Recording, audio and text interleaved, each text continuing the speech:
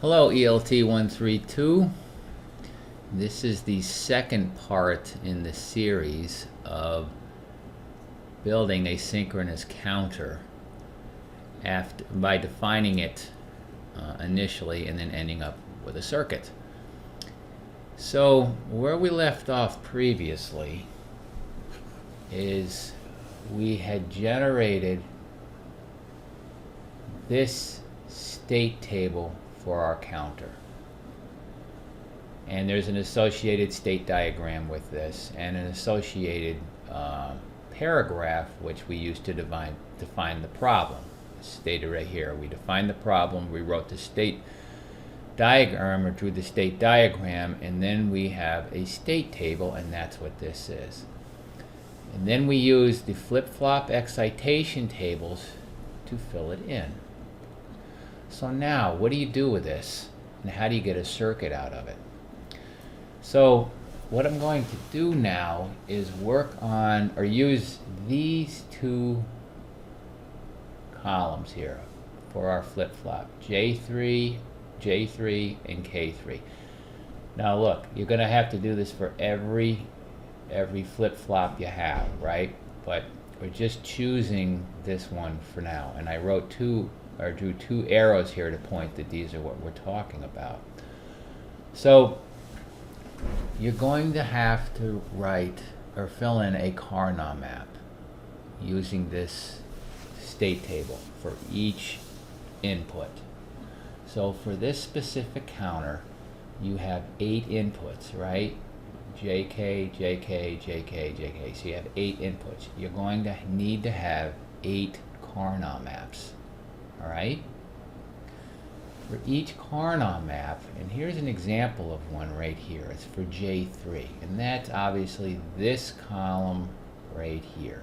All right? It's the one on the left, the one with the red arrow here on the left. So if we fill this in, let's just fill it in, right? So when Q2 and Q3 are 0, 0, Q2 and Q3 are 0, 0, right, which is this block right here. You'll notice that J3 is 0, right?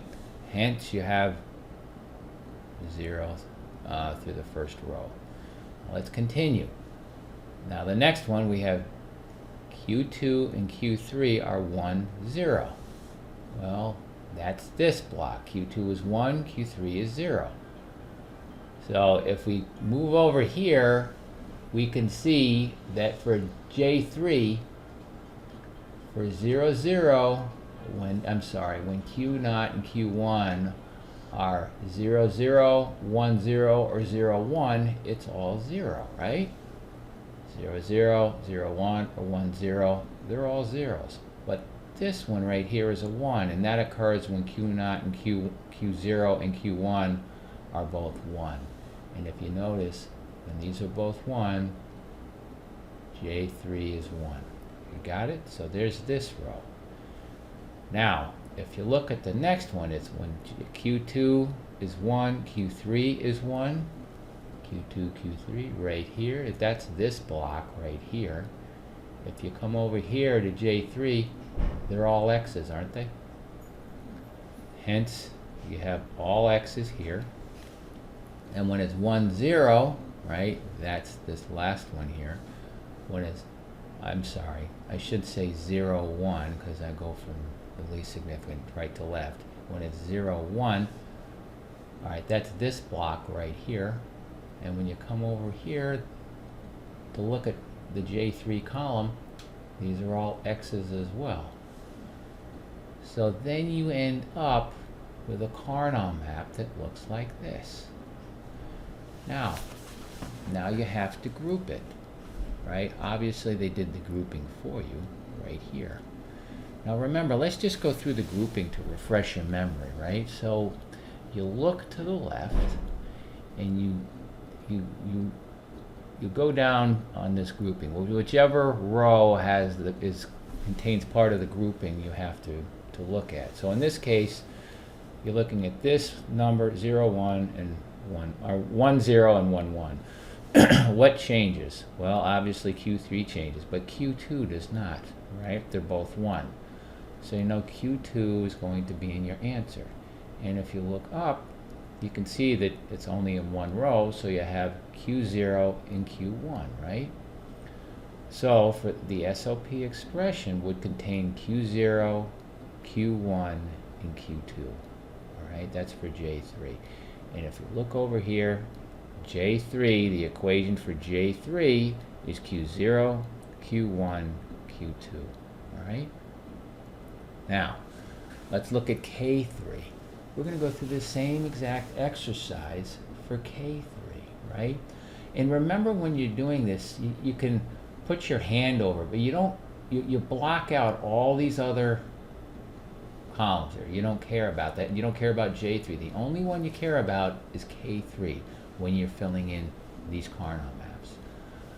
So if you look at this, you can see very quickly that when Q2 and Q3 are 0, 0 or 1, 0, right here is so 0, 0, or if it's 1, 0 or 1, 1, they're all X's, aren't they? There's only one row that they're not all X's, and that's when Q2 is 0 and Q3 is 1. Q2 is 0, Q2 is 1. So it's the bottom one row, right? And in that row, they're all 0 except for 1. And that is the case when what? When Q0 and Q1 are both equal to 1, right? So that's this right here. These other three are 0. And there you have your Carnot map. Then you have to group it.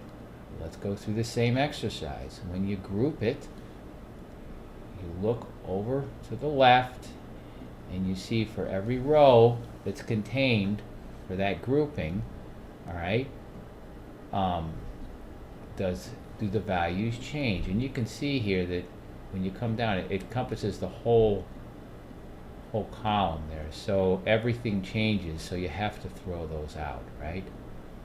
But when you look above you in that group, nothing changes, right? So it's Q0 and Q1 are both 1, 1. They don't change. So this means that the equation for K3 is going to be Q0, Q1. And if you come down here for K3, it's Q0 and Q1. So you just have your expressions here for J3 and K3. Now, what this shows is if you've done the same thing for all of the rest of the rows up here. We just did J3, K3. We have to do it for J2 and K2, and J1 and K1, and J0 and K0. Right? Take your time when you do this, because you don't want to make a mistake. Then, in the end, you're going to do what? You're going to have your equations for your J and K's. Then when you have your equations for your J and K's, you can then start to make your circuit, right? Because you know, as I'm moving over here to the circuit, your circuit is going to be laid out with 4 flip-flops, right? Pretend there aren't any wires there right now. You have 4 flip-flops, right?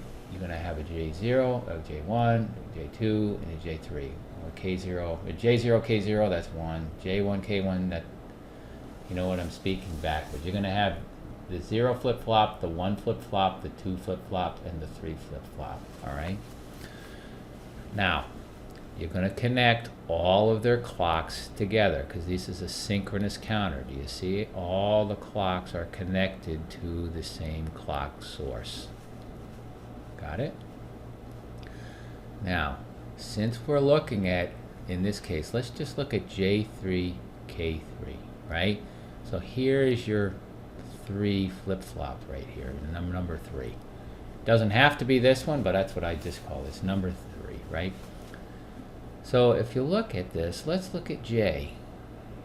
J3 is right here.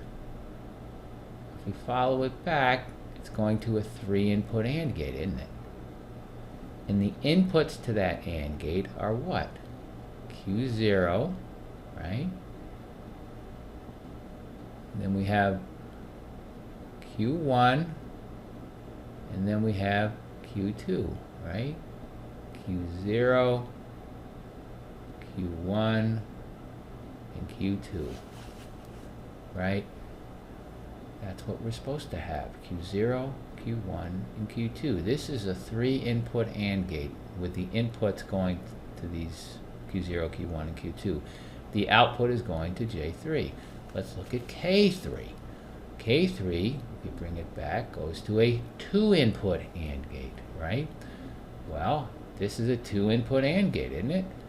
One of the inputs has to go to Q0, and one of the inputs has to go to Q1. Let's see if they do. Well, here's one. That goes to Q1, and this goes to Q0. Now, this method, if you can see, you have to do that for each flip-flop. And then once you get that, you have a complete circuit here. And the outputs, this is going to be Q3, this is going to be Q2, this is going to be Q1, and this is going to be Q0. All of those outputs then simply go to your LEDs if you're going to look at them on LEDs, but that's going to give you your count sequence that you defined in the initial problem. So as you can see, the method for developing and designing a synchronous counter is involved. Now, the one piece of advice I can give you when doing this is take your time and check yourself, because it's really a drag. I use the term drag, that makes me dated, but I'm going to say it's a drag when you get to the end, you build your circuit and it doesn't work. Then you have to backtrack and find out where was the problem. Because as you can see, if you make a small problem in the beginning, it's going to carry through.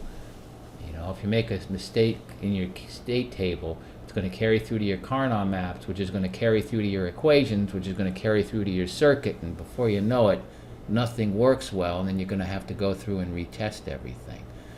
So just take your time and double check yourself when you're doing it, and in the end, you're going to have a synchronous counter.